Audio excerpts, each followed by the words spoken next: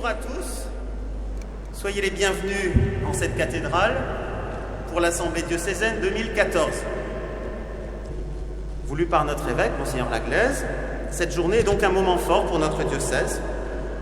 Des moments de rencontre, de célébration, de partage, de débat, où tous les baptisés, unis à leur évêque, pasteur de notre Église, font l'expérience de la responsabilité qui est la leur. Être des témoins de la joie de l'Évangile, témoins de cette joie que l'Évangile fait naître dans le cœur des hommes qui veulent bien l'accueillir et en vivre. Aujourd'hui, à la cathédrale, nous sommes 1200. Demain, pour prolonger l'Assemblée diocésaine dans la célébration de l'Eucharistie, dans toutes les communautés de paroisse, nous serons des dizaines de milliers. La parole me remplit de joie parce que j'y trouve une nourriture pour ma vie de foi, pour ma vie de relation avec les gens, parce que j'y trouve les exemples des faits et gestes de Jésus pour aujourd'hui, donc une actualisation pour moi dans mon ministère.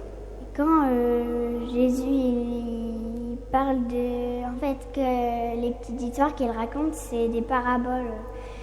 Tous les jours, c'est des paraboles qu'on raconte. Et même j'ai un livre de paraboles. J'essaye toujours d'attraper la perche qui m'est tendue, hein, mais c'est pas toujours évident. On ne veut pas faire de prosélytisme, mais d'un autre côté, on ne veut pas cacher ce qui est notre moteur, ce qui nous anime dans toutes nos actions.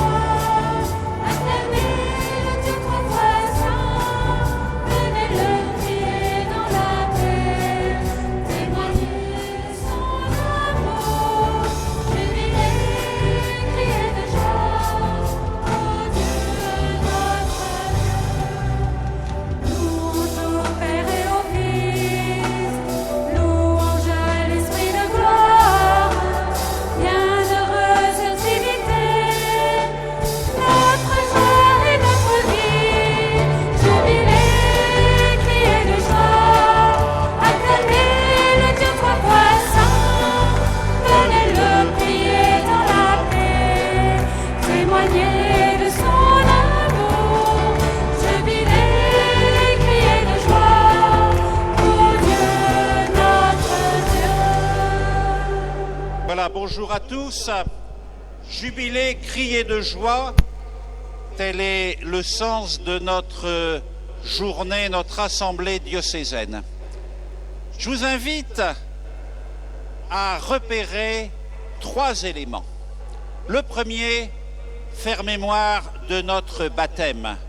Et puis en même temps, dans cette journée, nous sommes invités à chercher la perle précieuse de l'Évangile et de ne pas enterrer le trésor qu'est la parole de Dieu. Eh bien, notre rassemblement de ce jour, notre assemblée, témoigner la joie de l'Évangile, c'est pour ensemble, à l'image de nos écharpes qui ont la couleur des flammes, continuer de répandre ce feu que le Christ met dans nos cœurs, que le Christ désire pour notre monde. Alors, bonne journée à tous!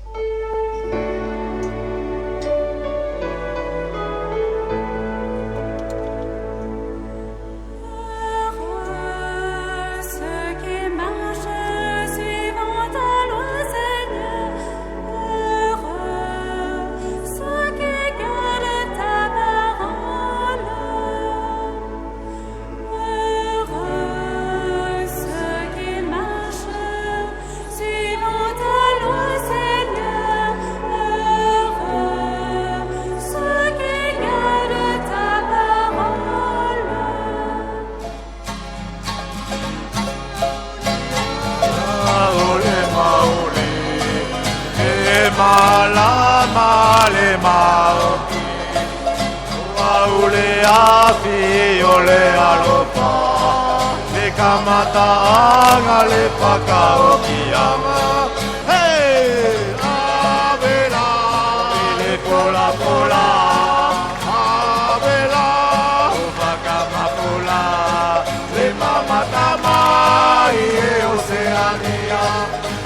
fakata si pochi mole pacifica. Avela, avele pula pula. Avela, ufakama pula. Mai e Oceania, oi fakata si pochi mole pacifica. Pula elenei, ale a tua mami mami, dai nascoli mai di mala, ale pure che cau cau si, hey, avela, avele pula pula, avela, ufakama pula, che mama tama, e Oceania. Oi fakata si pochi mole pacifica. Avela, avele pula pula. Avela, ufakama pula. E mama tama e Oceania. Oi fakata si pochi mole pacifica. Nakele ilo uloto. Corona uenga kokele sito, fakata simole pele pipelo, ua ukole osakaromo.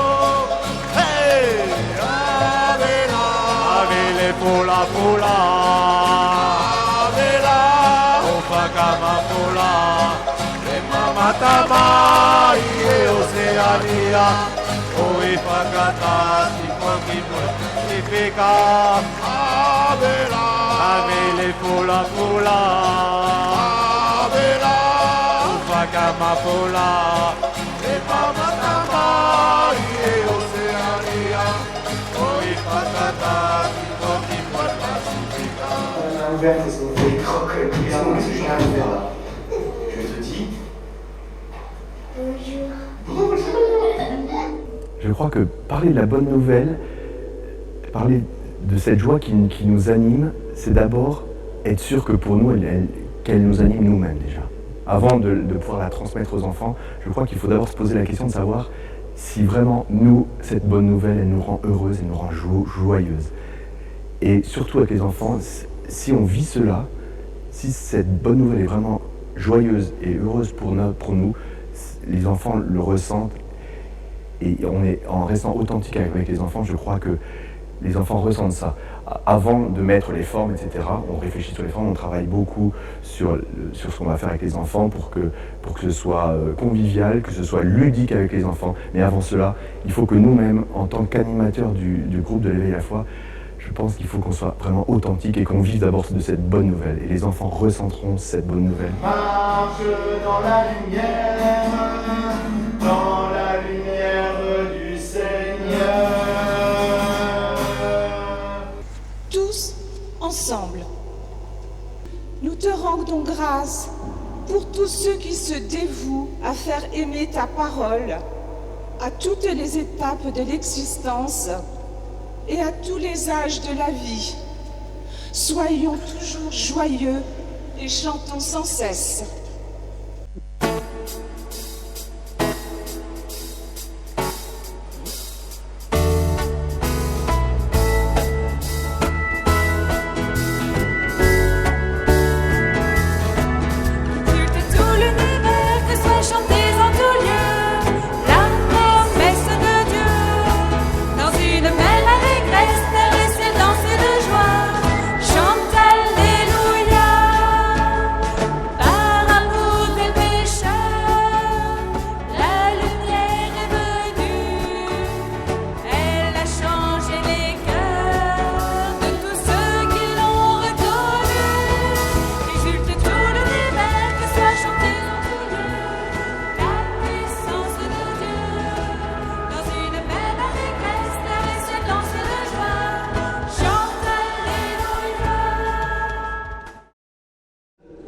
Je te baptise au nom du Père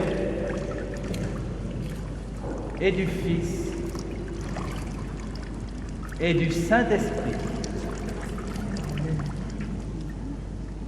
Acclamons le Seigneur. J'ai témoigné de ma foi en acceptant d'accompagner ce groupe de personnes qui étaient demandeuses. Donc voilà, déjà je répondais à un appel. Oui, ça coule de source de parler de sa foi, de dire comment cette foi nous a fait vivre, dire comment cette foi nous a amenés jusque-là, dire la joie de se réunir autour d'une parole de la parole de Dieu, la joie de recevoir tout ce que chacune dans ce groupe donnait. Voilà, tout ça pour moi, ça constitue une forme de témoignage. Alors je ne sais pas si c'en est vraiment un, mais en tout cas, c'est la tendresse que Dieu a pour chacune de nous qui, pour moi, est le moteur de ces rencontres. Voilà, sinon, il n'y aurait pas de rencontre. Du moins, je n'aurais pas accompagné ce groupe sans être persuadée que Dieu est tendresse pour chacune de nous. Constance soit marquée par l'Esprit Saint, le don de Dieu. La paix soit avec toi. En tant que responsable, animateur en pastoral des jeunes, je rends grâce pour cette joie qui m'habite, cette joie que j'ai en tant que chrétienne et qui s'embellit de cette joie reçue des jeunes que j'accompagne, que nous accompagnons lors de nos différentes rencontres, lors d'événements, lors d'un pèlerinage ou d'une marche. Merci Seigneur. Nous te rendons grâce pour tous ceux qui, animés de l'Esprit, donnent de leur temps pour partager avec d'autres, pour faire comprendre les Écritures, pour faire connaître ta parole et que grandisse le don de la foi à tous les âges de la vie. Soyons toujours joyeux et chantons sans cesse.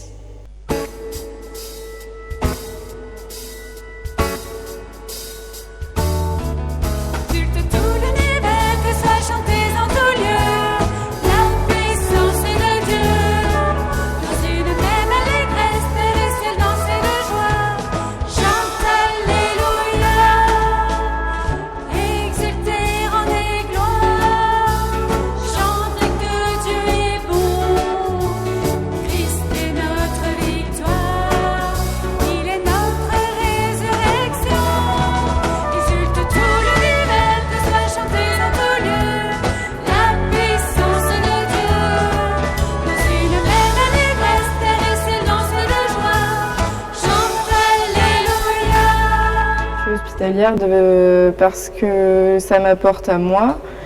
Les malades sont un témoignage de foi et d'humilité au quotidien, et parce que je leur apporte à eux avec mon sens du service et leur offrir mon service pendant une semaine et mon aide. Pour moi, c'est un témoignage de foi, mais de foi de la jeunesse chrétienne et d'une jeunesse dynamique et vivante qui va à Lourdes pour servir et qui est heureuse et qui sourit. Ça me procure beaucoup de joie parce que avant de venir, on pense toujours qu'on va apporter aux malades alors que c'est eux qui nous apportent le plus. On en ressort ému, pleine d'émotions. On a donné, mais peut-être pas autant qu'on en reçoit. Ça me permet de vivre ma foi et de la faire grandir. Je suis allée à Lourdes pour aider les malades. Et je fais enfant de cœur, j'ai servi. Quand j'aide les autres, j'ai l'impression, ça me rend heureuse parce que je vois que les autres, ça les rend heureux. Du coup, en étant les autres, j'ai l'impression de me rapprocher de Jésus. Cette semaine à Lourdes, c'est vraiment la semaine qui me permet de me ressourcer et de repartir pour toute une année derrière. Au contact des malades, au contact des hospitaliers et puis surtout au contact de la Vierge, parce que quand je vois en fait la positivité et la relativisation des gens malades par rapport à la vie, moi vraiment là ça me met plus petit et ça me remet droit dans mes bottes à ce niveau-là. Ensemble, annonçant en tant que baptisés dans la joie la bonne nouvelle. Soyons les missionnaires de notre Dieu d'amour dans le monde actuel. Ouvrons nos cœurs, ouvrons les portes de nos églises, changeons nos regards, comme nous invite notre pape François. Allons dans les quartiers, dans les périphéries, surtout vers nos périphéries existentielles, pour annoncer l'amour de Dieu et Jésus-Christ, le Sauveur de tous les hommes. Nous te rendons grâce pour tous ceux qui, par le témoignage concret et l'engagement généreux de leur existence, essayent d'apporter ta parole à toute personne, quelles que soient leurs conditions. Soyons toujours joyeux et chantons sans cesse.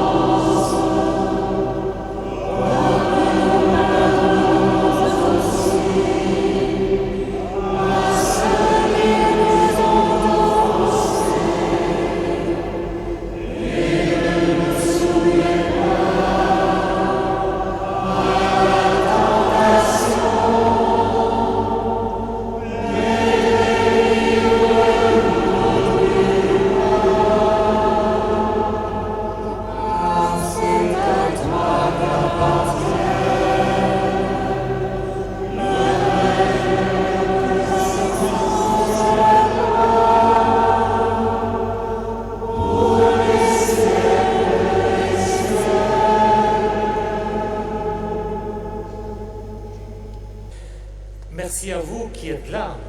J'arrive du Far West et je découvre ce matin une réalité d'église très très belle, à tel point que je me demandais à l'instant, mais qu'est-ce que je vais bien pouvoir rajouter? Tant les témoignages que vous avez apportés sont de beaux témoignages. Quand on regarde dans l'Ancien Testament et dans les psaumes, on se rend compte que la joie est une joie qui va être provoquée par certains événements que vit le peuple de Dieu. Exemple, l'entrée de l'Arche d'Alliance à Jérusalem où David danse devant l'Arche. Cette joie naît toujours d'une relation à Dieu, d'un événement d'alliance. Et puis vous allez avoir dans l'Écriture des joies qui sont provoquées par des situations personnelles. Si vous allez lire le Cantique des Cantiques, la joie de la rencontre de l'époux et de l'épouse. Et puis il y aura cette joie que le Seigneur lui-même met au cœur de ses disciples. Il dira aux disciples, « Pour que ma joie soit en vous ». Que peut-on en conclure très rapidement et très sommairement? La joie, la foi, l'espérance et la charité sont étroitement liés. Alors ça nous paraît assez évident, évidemment, pour l'espérance. Comment ne pas être joyeux dans l'espérance de ce que le Seigneur nous apporte et nous donne et nous promet? Comment ne pas être joyeux dans la charité que nous exerçons? Mais pour la foi, où est ce lien fondamental entre la joie et la foi. Comment peut-on inviter à la joie quand l'humanité souffre et que sa souffrance s'exprime en de multiples cris? Et c'est le paradoxe de l'écriture.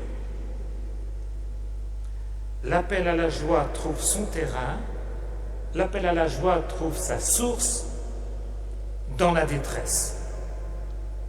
Pourquoi? Eh bien, parce que cette joie est un sursaut de la foi dans l'épreuve. Parce que la foi anticipe. Elle transporte le croyant dans l'avenir d'un salut réalisé.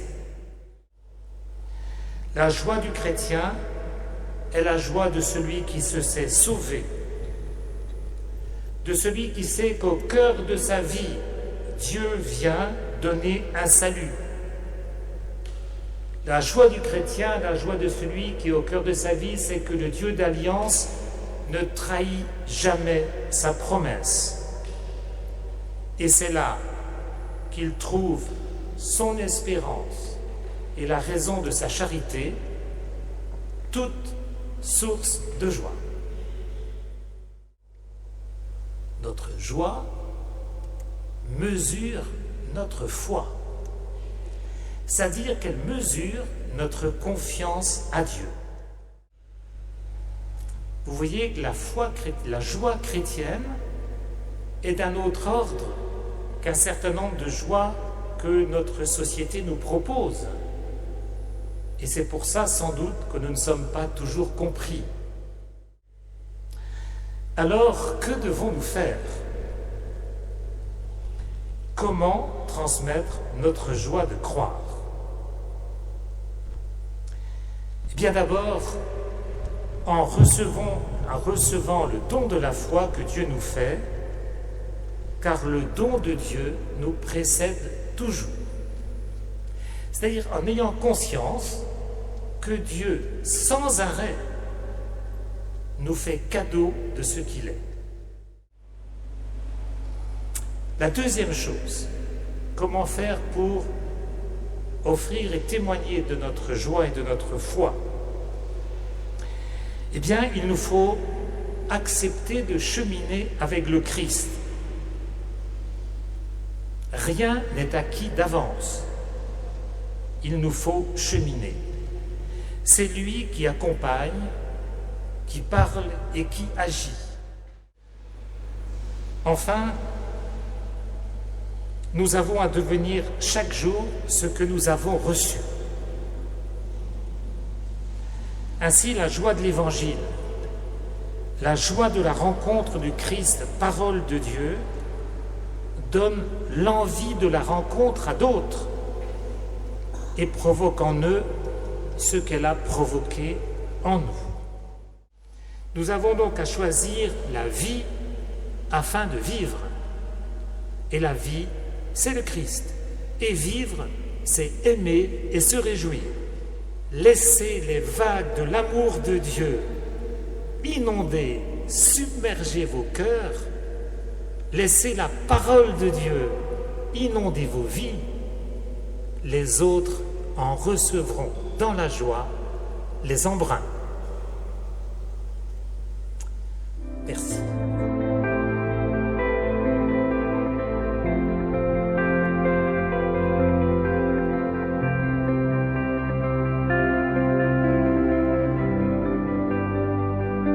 Là devant toi, tout genou fléchira, toute langue dira, tu es Seigneur, tu monteras, tu seras élevé, tu seras exalté, mon serviteur. Je te loue, mon Dieu, pour ta majesté. À la croix, tu me rends la liberté.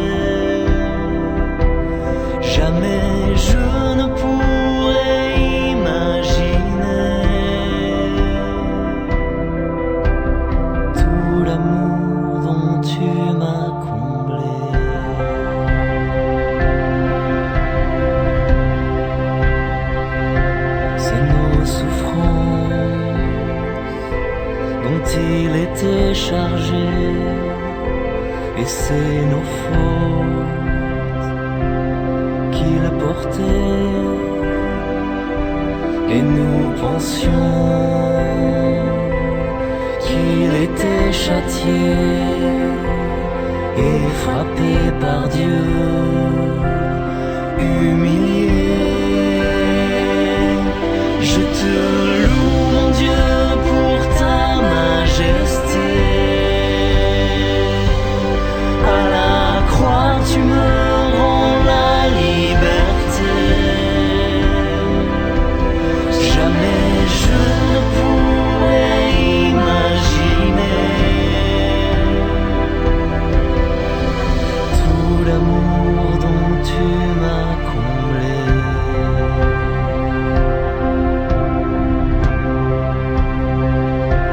C'est par nos fautes qu'on l'a transpercé, c'est pour nous sauver qu'il s'est donné.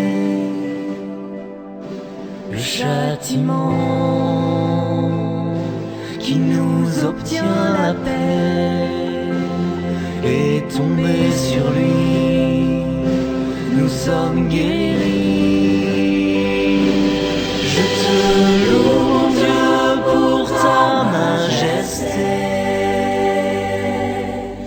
À la croix, tu me rends la liberté. Jamais je ne pourrais imaginer tout l'amour dont tu m'as comblé. Je te loue, mon Dieu, pour ta majesté. À la croix, tu me rends la liberté. Jamais je ne pourrais imaginer tout l'amour dont tu m'as comblé. Je te loue, mon Dieu, pour ta majesté. À la croix, tu me rends la liberté. Jamais je ne pourrais imaginer tout l'amour dont tu m'as comblé. Tout l'amour dont tu m'as comblé.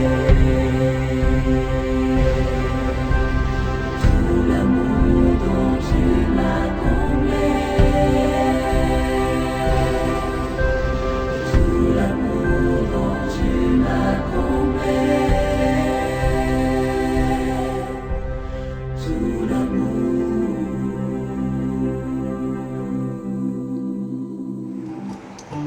Page 18, jubilé, crier de joie.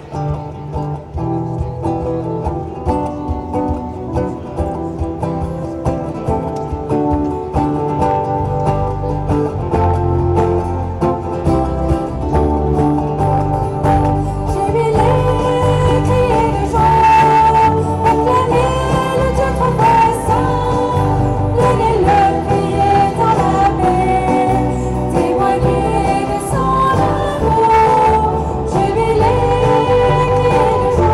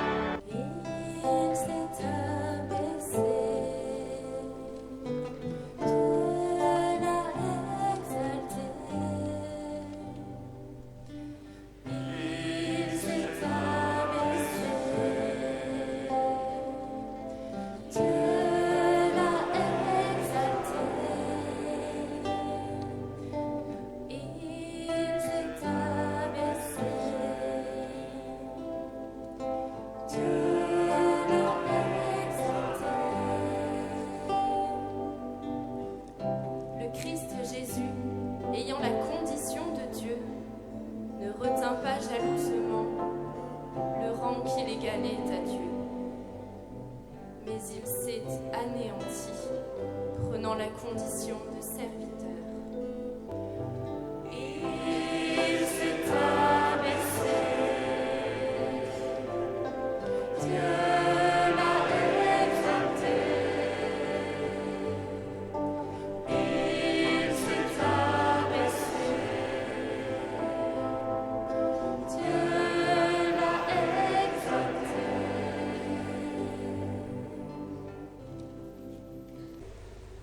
Chers amis, quelques mois après mon installation comme évêque de Metz et en ce début d'année pastorale, il m'a semblé bon, à l'occasion de cette journée d'assemblée diocésaine, de m'adresser à vous tous, catholiques de Moselle, pour vous encourager et vous stimuler à témoigner de la joie de l'Évangile. Le champ de la mission en Moselle a été bien ensemencé et nous avons la joie d'en recueillir les fruits. Mais le Christ ne permet pas aux disciples de se reposer sur leur laurier. Dans un monde qui change, nous ne pouvons pas nous contenter de reproduire. On n'a pas à cloner la pastorale continuellement. Le Seigneur nous appelle à être à l'écoute des besoins nouveaux qui surgissent. Et le pape n'y va pas par quatre chemins.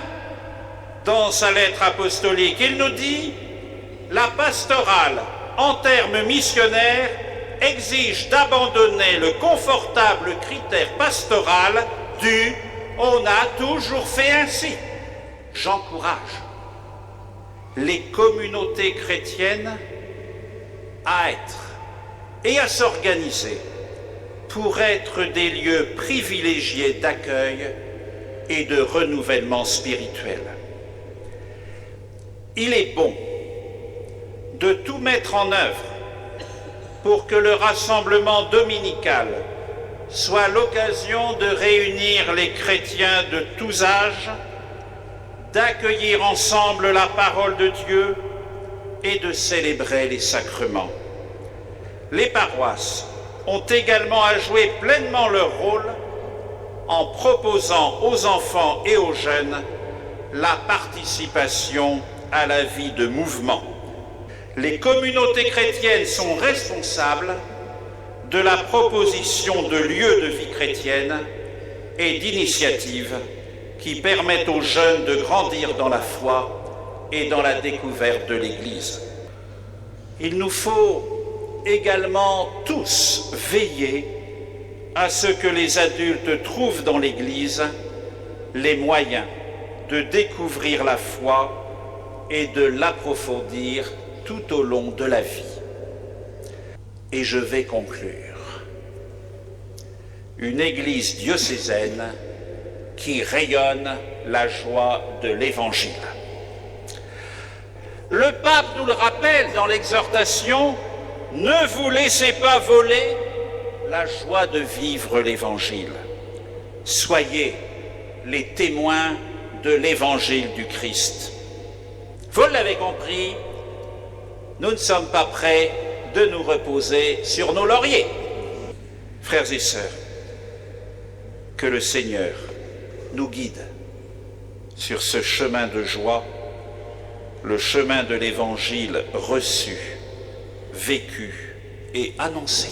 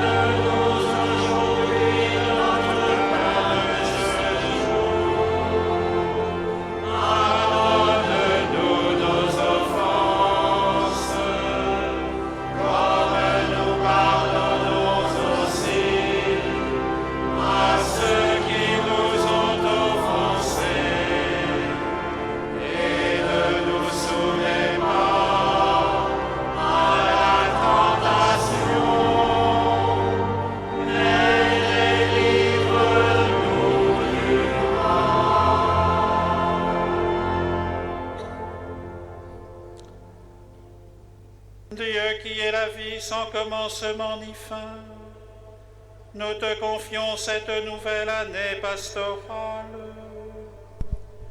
Demeure auprès de nous jusqu'à son terme, qu'elle nous soit par ta grâce un temps de bonheur, et plus encore un temps de fidélité à l'Évangile. Par Jésus le Christ notre Seigneur.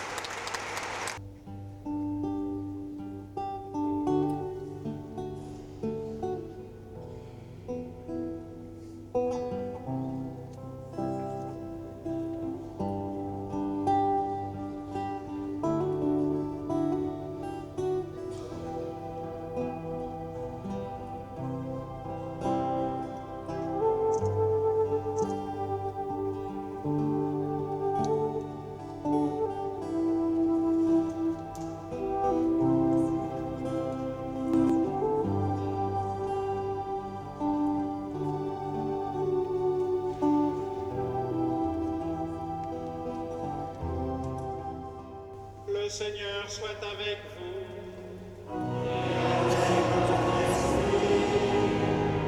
C'est Dieu qui est la source de toute bénédiction. Il vous entoure de sa grâce et vous garde en elle tout au long de cette année.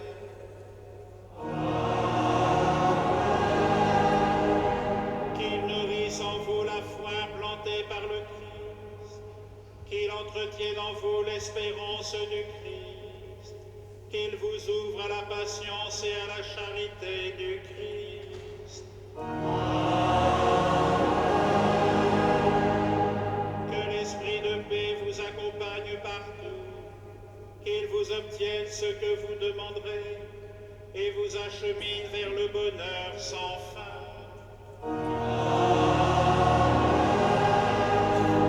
Et que Dieu Tout-Puissant vous bénisse, le Père, le Fils et le Saint-Esprit.